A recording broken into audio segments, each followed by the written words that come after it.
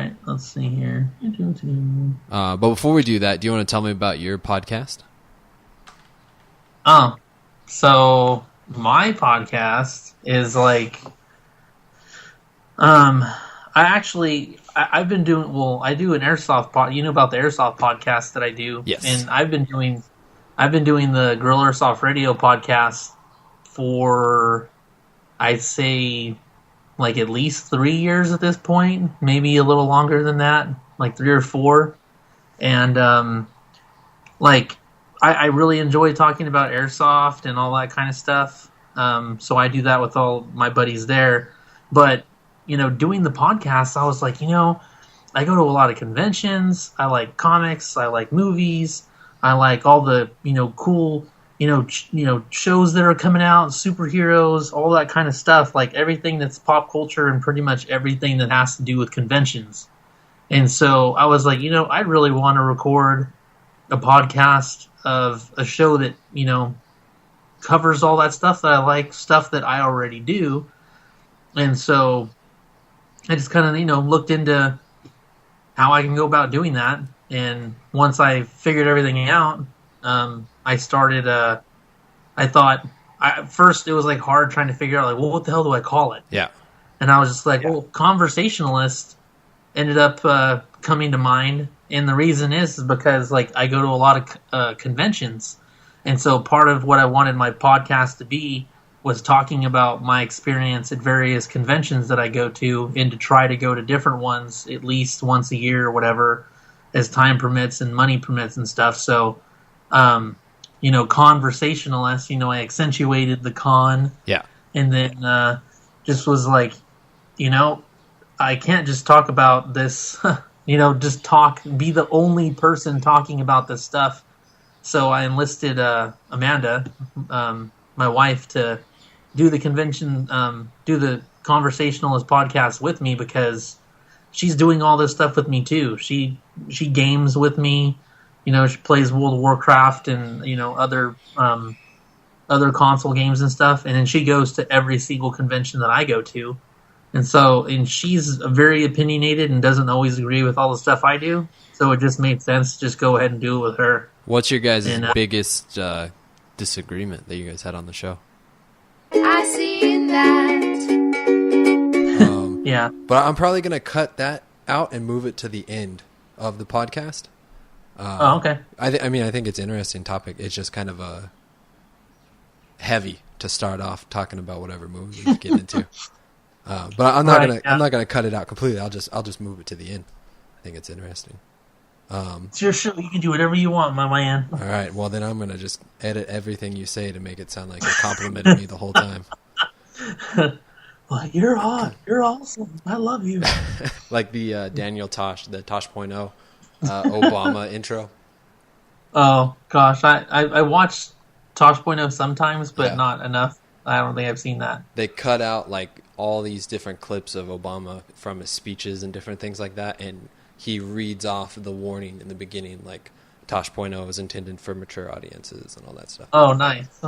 But that's cool. Yeah. So do you have a movie? You want me to do a movie? Where do we land on that? I have. Let's see. Sheesh. Let's see here. This one. Because I'll tell you, the movie I got is the best superhero movie ever made. Oh, is it? Sort of. Oh, so maybe we picked the same one. I doubt it. I'd be shocked if we picked the same one. Okay. So you want me to do this one then? Yeah. Well, yeah. She probably gave it away because I told you it's a freaking superhero movie. God dang it. In this movie, all of the U.S. flags in the film have 51 stars because in the film's alternate history, Vietnam became the 51st state after America won the Vietnam War. The Watchmen? God dang it! I knew. Is that the same one that you picked? No, not even close. No, not even? No, I'll tell you, but I'm going to cut it out because I'll use this for the podcast another time. I picked with Damon Wayans. Oh, yeah, okay. 1994. That is actually a pretty awesome one. I wasn't that serious about it being the best. Thought it was funny. But yeah, no, The Watchmen. The Watchmen is pretty good. Yeah, the Watchmen's fantastic. Like, as far as just like super serious, I mean, it's definitely like a darker theme, like superhero film, where it's like, you know, there's all these other movies. A lot of the superheroes are like seemingly perfect. Yeah. Whereas in this one, you know, there are general flaws to every superhero. Yeah. You know, they're human. Yeah, so, it's I've only seen this once. I watched 80% of this movie and fell asleep.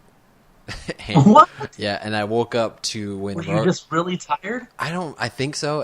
I was working like 12-hour days, 6 days a week at the time. And so like, any chance I got to sit down, I was like out instantly. And so I remember enjoying it, but I woke up to when Rorschach got exploded. I don't know how else to explain that. Right? Oh, yeah. You watched pretty much the whole movie. Well, I missed the chunk in between that part and another part. So I was like, I don't know what's going on here. So then I started reading the comic to try to figure it out because I heard that it was pretty consistent, and I've only gotten about 80% through that. I never finished the last book. Yeah, the movie was very true to the comic. Like, almost, some people would almost say to a flaw. Yeah. But I thought that it was an extremely awesome adaptation, you know, bringing it to life. And what's funny is, like, you see part of the movie, fall asleep, and then you wake up and Rorschach explodes, and you're just kind of like, well, that happened. Yeah. So, I mean, I guess there's no spoiler alert there. We know that when I watch the middle of this movie, I'm going to watch him blow up again. I heard Showtime is going to be doing a version of The Watchmen. I think Showtime. Oh. Maybe it's HBO. Oh. Yeah, they're supposed to be doing like a serialized version of The Watchmen. Oh, that would be awesome. Yeah. That'd be really awesome. When I was actually at the San Diego Comic-Con this last week, I went to a DC panel, and they announced that they are going to be doing a series that has the Watchmen in conflict with the Justice League. Oh, yeah? Yeah, because basically the whole premise is like who watches the Watchmen. Yeah. Which was, you know, kind of what you got from the movie. And the answer is the Justice League. So their worlds are going to collide. In one of the things that they were explaining, like, it was in terms of like what you're going to be thinking of when you see that, is like, you know, how does Superman handle Dr. Manhattan? Yeah. Yeah, it's interesting because isn't all the characters from the Watchmen kind of allegories of the Justice League? Like, Owlman is Batman, Dr. Manhattan is Superman, the comedian he's supposed to be like the Joker. I don't, like, yeah, to a certain extent. Because there was actually a trivia question, or there was like a trivia thing here. So one of these things that I would have gone to says, in the beginning, during the opening credits, we see the original Night Owl stop a thief. There are a Batman / Fledermaus poster hanging on the wall of the alley, and you can assume that the people he rescues are Thomas and Martha Wayne, the parents of Batman, coming out of the theater. Thus, there's no need for Bruce Wayne to become Batman in the Watchmen universe. Oh, okay.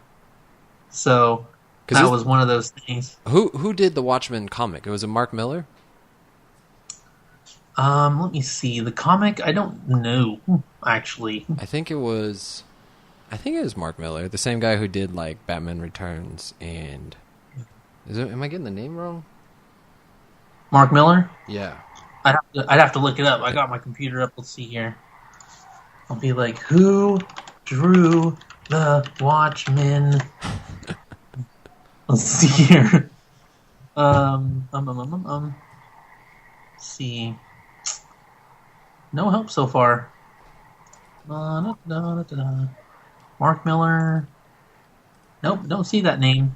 I see the series was created by a British collaboration consisting of writer Alan Moore, artist Dave Gibbons, and colorist John Higgins. I think it's Alan Moore who I was thinking of. Okay. I don't know why I got him confused with Mark Miller. But Yeah, Mark Miller, Alan Moore, all the same thing. Yeah, pretty much. I mean, they sound exactly the same. So what, is this your favorite comic, or is this just kind of one of your favorite movies?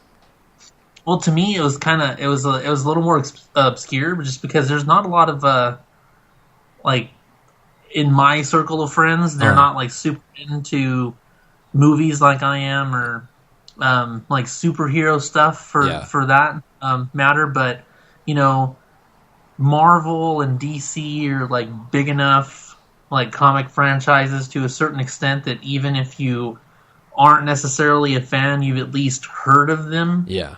So, like, going to, like, the Watchmen levels, like, going, like, a layer under that, where it's, to me, a little more obscure in terms of, like, what somebody would know about, like, superheroes. And so I was like, all right, I'm going to go a little deeper as opposed to, like, doing a little underhand, toss with DC or Marvel.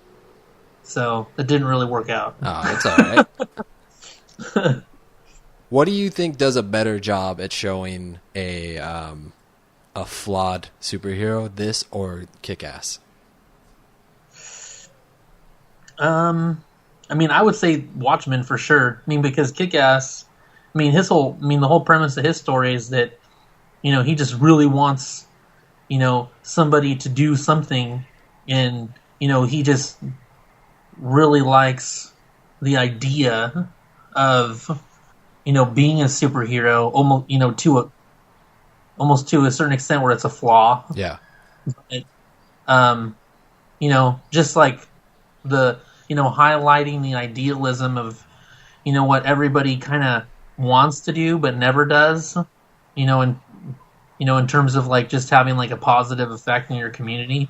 But with this, the Watchmen, you have somebody like, Rorschach, who would find bad guys and arrest them, but they would get out and commit more crimes, and then, like what ended up making him kill, bad guys was, finding somebody that had been like a, convicted, rapist, child molester type that, ended up killing this little girl and, feeding her body to a bunch of dogs, and so, something like that, like, is just, it explains how he did a complete 180 to, like, not killing, to basically justifying that that people like him need to die. Yeah.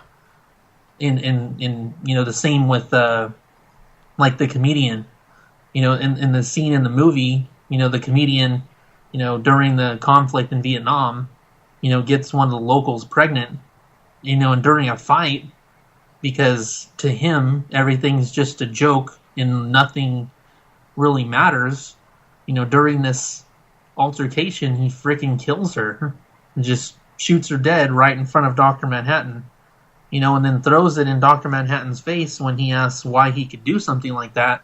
And he throws it back to Dr. Manhattan saying that, hey, look, you're pretty much a god. You could have stopped me if you wanted to, and you didn't. You let it happen. Yeah. So there's a lot of dysfunction in the Watchmen universe. Well, do you think it's fun to watch?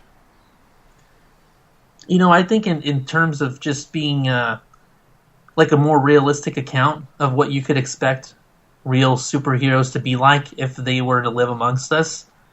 I mean, do you really think that, looking at something like the Avengers, that people like Captain America or Iron Man or Thor, would exist with zero flaws or zero motivation to try to do anything to, put themselves ahead of somebody else? Yeah. Like being completely selfless and like willing to lay their lives down. Whereas like with the Watchmen, some of these people, like the comedian, they could care less about the individual per se. If he ends up having to kill, a couple of people while, trying to win a battle, to him, as long as he won the battle, then he won. Yeah. It's not a loss, even if there's a loss of life. And I feel like, obviously a comedian's not a good example of, how we could expect everybody to be. Yeah. But, I'd hope not. There would definitely be people like him. Oh, yeah, for sure. Well, there already are. Even without superpowers and abilities or whatever. I don't even remember what his ability was. He was crazy. He was just really strong, really fast, and really good with guns. Yeah. And so people still do evil things the same way he did, even without those abilities, So right. Imagine if they had them, how much worse it would be. Mm-hmm. What do you it's actually a really good... do you watch anime at all? Very little. Well, there's a really good superhero-themed cartoon called My Hero Academia. I've pretty much binge watched 2 seasons. There's a 3rd season coming soon, but I binge watched the first 2 seasons. And basically, the premise of this one is that this kid really wants to be a superhero. In this world, 80% of all people have some sort of power, which is called a quirk. And he ends up inheriting a superhero ability that that as far as he knew, wasn't possible. You were either born with one or you weren't. Anyways, he's found worthy of having this power and then inherits this power. But what I was getting at is that, in this show, there's a lot of people with powers, but they have, they're trying to get into an academy where they can eventually become a paid superhero sponsored by the government, because there's a lot of people that have quirks that become supervillains. And so it's the perfect example of if everybody had powers, some people are just going to become bad because they're so powerful that they can just do whatever they want. What superpower would you choose if you could get any? Oh gosh. Picking one thing would be so hard. Well, maybe what superhero would you want to be? Gosh, even something like that is if I could be a superhero, this might sound like a lame pick, but my big toss-ups would be Squirrel. No, my big toss-ups would be either Batman or Iron Man, and the reason is because they don't actually have powers. So they don't have to deal with the difficulties of having these powers some people deal with in terms of blending in with society, because they're still just normal people. But at the same time, they're both extremely intelligent, extremely wealthy, so wealthy that because they have so much money that they're able to be superheroes. In Batman's case, he's extremely good, has extremely good fighting abilities, and he has so much money that he's able to have all these cool gadgets. Yeah. And which is basically just like Iron Man. He's so intelligent and has so much money that he's able to create the super suits. So, having the best of both worlds in terms of being capable enough to be a superhero, even though you have zero power, but at the end of the day, still be a normal human being and be able to have literally whatever you want because you own a multi-billion-dollar conglomerate. I thought that either one of those two would be awesome. Yeah. Who do you think is better? This is an argument me and Taylor get into all the time. Is Batman or Superman? Batman all day. Yeah, right? Superman is super boring. He obviously has a lot of powers and can do whatever for the most part, but who cares? Well, okay, so, this got highlighted in Superman versus Batman, which, or Batman versus Superman, whatever you want to say it, is, a lot of people didn't like the movie. Yeah. But I felt like it really justified how I felt about Batman compared to Superman. The thing is if you take some of, Superman's powers away by diminishing them with kryptonite, that he basically isn't crap.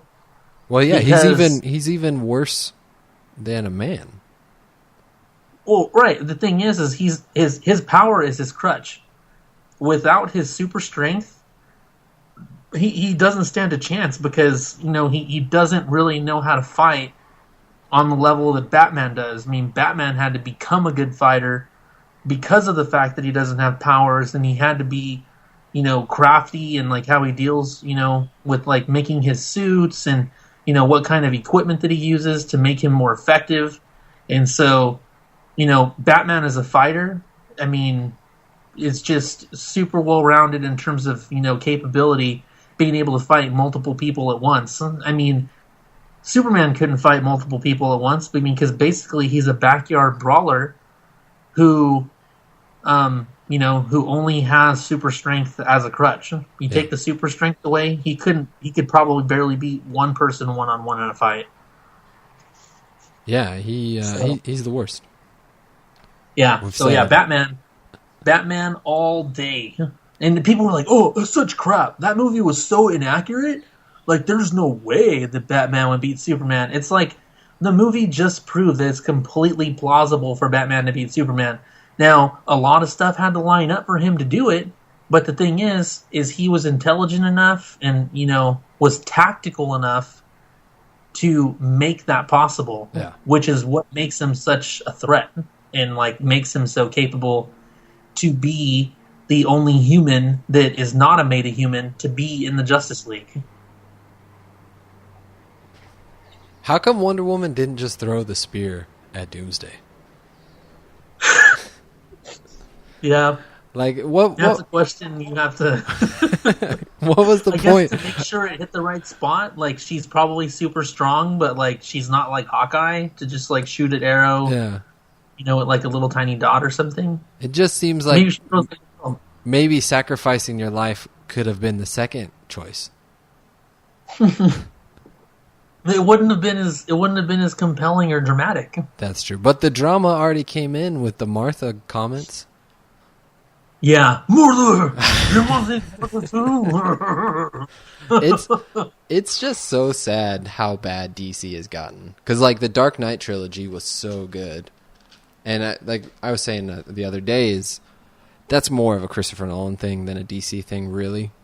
But DC is just trying so hard to play catch-up to Marvel that they're, like, just throwing everything they can into all these movies, and they're just not making good movies. Like, they're like, oh, we just want to get people to come, but not get people to stay. You know what I mean? Like, they're trying to entice people into seeing the movie, but that's all they care about. They don't care about keeping people around. Because I heard the Flash movie is supposed to be Flashpoint for the first Flash movie, which seems like they're just, using all their bullets in the beginning. Like, they did Batman versus Superman. They did the death of Superman. They're going to do Flashpoint. Like, they're going to start running out of good stories here pretty soon. They've already kind of teased a death in the family. Like, Yeah, I mean, and the thing with Flashpoint, for those people that don't know about the Flashpoint storyline is that, in that alternate universe, Flash goes back to, change part of the timeline. I think it's to save his mom. And so in the process, when he goes back in time to, like, save his mom, it creates a butterfly effect that ends up resulting in the death of Bruce Wayne instead of his parents. And so with his parents surviving and Bruce Wayne dying, Thomas Wayne. It essentially drives his mom crazy, who ends up becoming the Joker, and Dad ends up becoming Batman. Yeah. And so, like, the thing is, too, is, because of that storyline, that was why, like, after San Diego Comic-Con kind of wrapped up, that everybody was wondering if Jeffrey Dean Morgan's going to end up the new Batman. Yeah. Because he'd already played the dad in the previous movie, and the lady that plays Lauren in The Walking Dead. Yeah. I can't think of her. Her real name is Lauren Cohan. Lauren. Yeah. Something like that. Yeah, she's gonna end up playing. She'll end up being the Joker if they stick with those two characters. Yeah. So I hope it's interesting. I hope they don't do that this quick. Like stuff like that has worked because in the comics because they built up to it. You know, they earned doing weird and crazy things by having done normal or more normal things beforehand. You know what I mean? Like you can't just jump both feet in, and I feel like that's what DC is missing.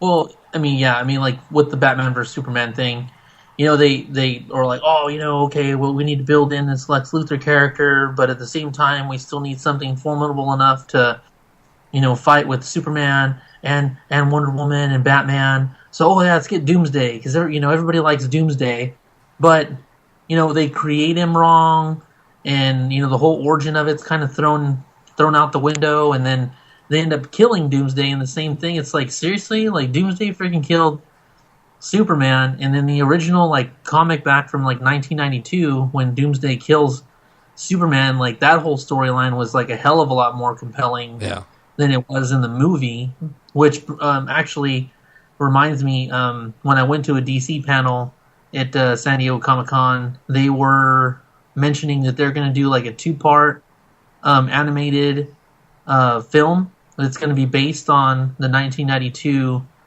Death of Superman comic book. It's going to go into like a great amount of detail on that storyline, which I'm super hyped for. Well, that's what I haven't watched any of the animated stuff, but from what I understand, those are much better than the live action movies they're making. Really good. Dude. Yeah, they're really good. It's almost like when, you know, people complain and you know, complain about like certain the Star Wars universe, but then you know, people will talk about like how great like Star Wars Rebels is, or like what is it? There's another like Star Wars animated series that's like available on Netflix. I'm trying to think of. I think it's the Clone Wars. Okay. The Clone Wars, another big one. Yeah.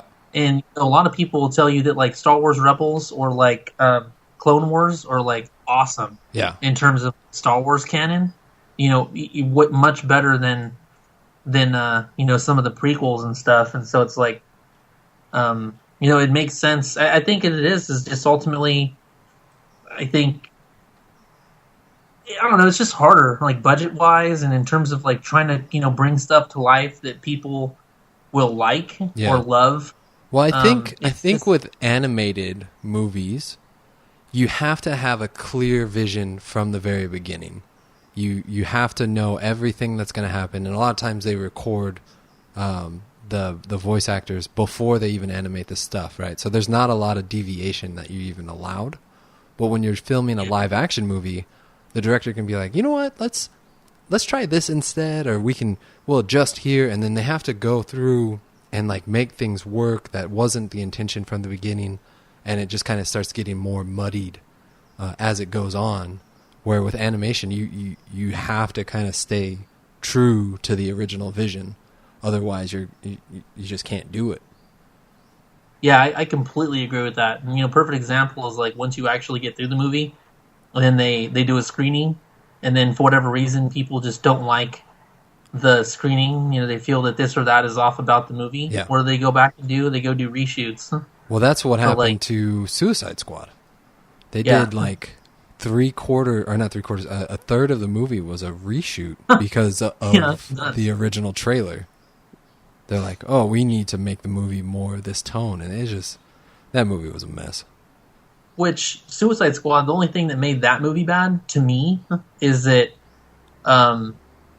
the focus on Will Smith. Yeah. It was the Will Smith show and Friends. Will Smith is too charismatic to be Deadshot. That and I think he's just too self-centered to like do an ensemble movie where he's not the center of the thing. Yeah. Because I felt like it was the Harley Quinn show. You did? Yeah. Oh, I mean, god dang it, she was so hot in that movie. I'm not even like a huge Harley Quinn fan, but like she was just smoking hot in that film. Yeah, I felt like a lot of the advertisements was focused on her, and I felt like a lot of the movie, it kind of felt split between her and Will Smith. Well, yeah, it definitely was. I mean, the thing is, it felt like the Joker should have had a lot more time, but then like the whole storyline with like, you know, him trying to rescue Harley Quinn was also kind of silly too, because Yeah. like anybody who's familiar with their relationship, like he actually like despises her. So like the whole story love thing where he's trying to save. It should have his been. beautiful It should have Harley and been the stuff. other way around. She should have been trying to save him, and him trying to get away from her. Yes, You know what I mean? Like yes. to be more true to the characters of like, he's like, okay, just like leave me alone, and she's just pining after him nonstop. Right. That would have made total sense. But yeah, the way they went with it was just kind of like, really, Joker wouldn't do all that. He Yeah. would basically be like, peace out. Yeah, yeah. I feel like you So- could exchange all the characters for the Avengers, and it still be the exact same thing. You know what I mean? Like kind of them being villains didn't affect the movie at all. Like I don't feel like them being villains had any part of the movie. It just felt like another superhero movie because they weren't. Oh, right, They yeah. weren't really bad guys. Like even though they like made comments about it and stuff, they didn't do anything bad. And I think, yeah, I mean, the thing is they do bad stuff, but there was nothing really like seemingly bad about the movie. They almost made it seem like they were just misunderstood. Yeah, yeah. Because like which Will is, Smith like, was silly. Will Smith character was trying to get back to his daughter, but he didn't want to kill Batman in front of his daughter, so it showed he had a heart and all this stuff, and it was just it wasn't necessary. They should have made these people look awful, terrible, like as bad as you can be, and then redeem them by coming to and working together and trying to save the world. Right. Yeah. But they didn't have that much time. Obviously, they'd already messed it up enough. They had to do like a third of the movie in reshoots and everything else. So they really didn't think about it. They're just like, what property do we have at our disposal that we can put out that people will recognize and that might make us lots of money? Yeah. So, no thought on that. Yeah. Well, have you read Copra? I think it's CROPAPRA, something like that. Copra. I don't think I have. It's a comic, and it's loosely based off of Suicide Squad, but it's not any of the DC characters. And it's supposed to follow more along, like, if villains were tasked to do this, this is more how they're supposed to be. I've been trying to get a copy of it, but the first edition, or the first volume, is like, you have to pay like $50 to get it. It's not getting reprinted right now. And it's not worth it for me quite yet. But it's supposed to be amazing. Copra? I think that's what it's called. At least how you pronounce it. It's COPRA. I'm looking. Yeah, okay, I see it. Copra. Yeah, by Michael Copra. Fifey. Michael Fifth. Yeah. Fiffy or whatever his name is. Yeah, it's So you're supposed just trying to be. buy the whole first volume? Yeah, the first volume is like can get kind of expensive, but Huh. it's supposed to be really good. From people that I've heard talk about it, it's like a really good comic right now. But so we have a rating system for movies on the show where instead of like a number scale, it's if the movie comes on while you're just like watching TV or flipping through the channels, the low end, the like negative side is it upsets you so much that you break your TV and go outside. You turn your TV off. You change the channel immediately. You watch until commercial. You finish the movie, or you get popcorn, or invite people over. So that's kind of the progression. If the Watchmen comes on, what are you going to do? Well, I would find out if people have seen this movie, and if they haven't, I would make a point to have them watch it. So Yeah. I'd probably pop some popcorn and invite some folks over. Yeah. Even if they're like, I don't like superhero movies, I'm not really into them, I'd be like, well, this one's probably perfect for you because this one's not very superhero-y. Yeah, this one, But I feel I- like this it's one some- is better at showing the villainous hero than Suicide Squad was. Yeah. Yeah, exactly. Because but- you can see, like, they do bad, but they're still heroes. Yeah. Yeah, I think I would probably watch it. Like, I would just watch it. Like, if it came on, I still haven't technically seen the whole thing, so it would be a good one to rewatch. Yeah. When this movie came out on DVD, I went and bought it the first day. Did you? And have the director's cut on Blu-ray. So, but even still, it came out on TV, and even though I had the DVD, I still watched it. so what's your podcast again? My podcast is CONversationalist, where I it's actually on SoundCloud, but I'm also on iTunes as well. Cool. And then do you have a Twitter? Yeah, it's at That Con Podcast, where I actually will typically send the links to listen to stuff when it's finally uploaded. Yeah. How often do you guys upload them? We're pretty inconsistent, so like sometimes we might go 2 weeks without doing a podcast, and then sometimes we'll do like 2 shows in 1 week. But like typically we try to get at least a show out every 2 weeks. We actually just finished recording one that's on the San Diego Comic-Con experience that we had. Yeah. So we're actually probably going to be uploading that one here either tonight or tomorrow morning. And then we still have 3 movie reviews to do, because we're going to do a movie review on Dunkirk. We're going to do... there's like 2 other movies that are still out that we also saw. We've like seen so many movies that I'm kind of like, crap, which movies did we see? But yeah, we're going to be doing like 3 different movie reviews for movies we've seen within the past couple of days. And so we're going to do a little bit more than we have lately. So cool. Well, if you want to get a hold of my show, it's at I Seen That Pod. You can get a hold of me directly at Alan RJR, and Taylor, who hopefully we'll just get rid of completely at some point from the podcast, because he's kind of the worst, at Taylor Enochson. And how would you think you would spell Enochson if you had to guess, Jesse? Enochson. ENIQ.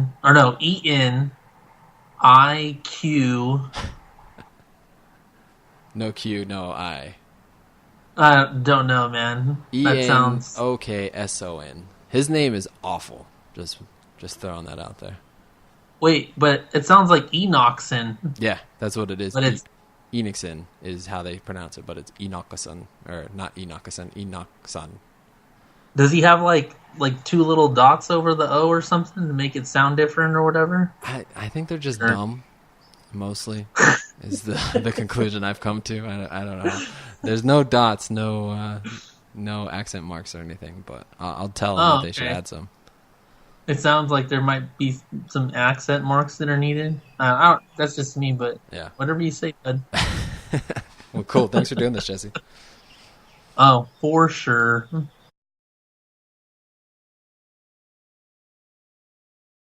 With her. What's your guys' biggest disagreement that you guys had on the show? We disagree all the time. I would say one of the things that we disagreed with a little bit was an episode where we went to Silicon Valley Comic-Con in San Jose, and it was the first year that they'd ever done that convention in San Jose. And one of the policies for the convention, that was like all these signs everywhere, and it had to do with like cosplay not being consent. And so, basically what it's saying is that... Don't go grabbing people just because they're dressed up as someone. Right, yeah. And so, that's basically what I got out of it. But when I actually, kind of read the fine print of this policy... It even went as far as to say, don't take pictures of people if you don't ask them first. Oh, okay. And so my thought was, I'm kind of like, you're in a public place, dressed up as something pretty cool that arguably people at this convention are also going to be interested in. And so if you're in this public place, dressed up, basically drawing attention to yourself, how can you really complain if somebody likes your costume enough that they would snap a photo without asking you? Yeah. Especially if it's not in your personal space. And so she kind of disagreed with that, because I'm like, screw that. if I'm gonna get like a close up photo of you, or like I want to like have somebody like pose for me, Yeah. then obviously I'm gonna walk up, say, hey, awesome costume, could you mind if you could like pose for me and I'll take a photo if that's cool, and if somebody said, yeah, sure, that's awesome, but like if I wasn't necessarily gonna do that and I just want to snap a real quick photo, like I didn't see a problem with that. Yeah. But Amanda was kind of like, oh well, that is part of all convention rules, and like there is something to that, and I was just like, nope, don't agree to disagree, Yeah. So Yeah, I think it's hard because I mean I don't think you're a creep, but there's gonna be a lot of creepy people out there who are taking like creep shots, right. And that happens a lot. And I think that's probably what they're more trying to combat, more than like, oh, that's a cool C-3PO, I'm going to just take a picture. I don't really care to, take a selfie with the guy. But like, I doubt that's more, not so much the issue, but it's the guys who are like, just taking the creep shots and being weird because they don't know how to talk to girls. Well, but on that same token though, too, is like when you go to these conventions, there's some women that, I don't want to say dress conservative, but like the character that they're dressing up as is, I don't know, mostly dressed, or actually has a costume. Uh-huh. And so then when you get these other females that dress is like the sluttiest character that they can find in a comic that's, nearly nude, and these women are in a convention with basically like just pasties on, and they look almost completely naked, but then get mad that there's guys there that are like staring. It's like, hold on a second. And I'm not saying that, I'm not condoning that, guys get grabby or that guys get like super weird or creepy with women. Yeah. But at the same time, you can't really be that upset with people that stare because you're naked, I mean, it's it's similar to like going to the beach, I think. Right. Like, I mean, like if people were going around just taking creep shots of people in bathing suits, that would get kind of weird, even though that they're dressed that way. I don't know. It's a weird. Yeah. No, I completely agree with you. I think to a certain extent, it's like I mean, obviously, like I know how to act, so like that's not necessarily a problem for me. Yeah. But they have the rule there for those people that don't know how to act. Because like a perfect example is there was a lady that was dressed up as this character, and like this chick she left little to the imagination. She had the body for it. I mean, she was a beautiful gal. But my wife was also kind of a fan of hers because she'd done other cosplays that were more dressed. But she was just a really good cosplayer, put together some really good costumes. So we went over to her booth because she happened to have a table at the convention, and I went up to her with my wife and said, "Hey, do you mind if we get a photo together?" But we got a photo with her and my wife, and it wasn't a big deal, and I didn't get all too close or try to put a hand anywhere it didn't need to be. Yeah. But as soon as I stepped off, there were those guys. Yeah. That were like getting too close, trying to get like way too many photos. That like even though she was kind of like stay where you are, and I'll kind of like lean in for the picture. They wanted to go around the table to stand like right next to her and like put their arm around her and stuff. And I'm like, dude, like seriously, like she already told you not to get that close, and then there you are. Yeah. Well, those rules are made for them. Yeah. Yeah, that's kind of the issue is the people, it's generally, rules are never for the reasonable, It's always for the people who are just don't know how to behave. Yeah. But I'm probably going to cut that out and move it to the end of the podcast. Okay. I think it's an interesting topic. It's just kind of a heavy to start off talking about whatever movie we get into. But I'm not gonna cut it out completely. I'll just move it to the end. I think it's interesting. It's your show. You can do whatever you want, my man. All right. Well, then I'm gonna just edit everything you say to make it sound like you complimented me the whole time.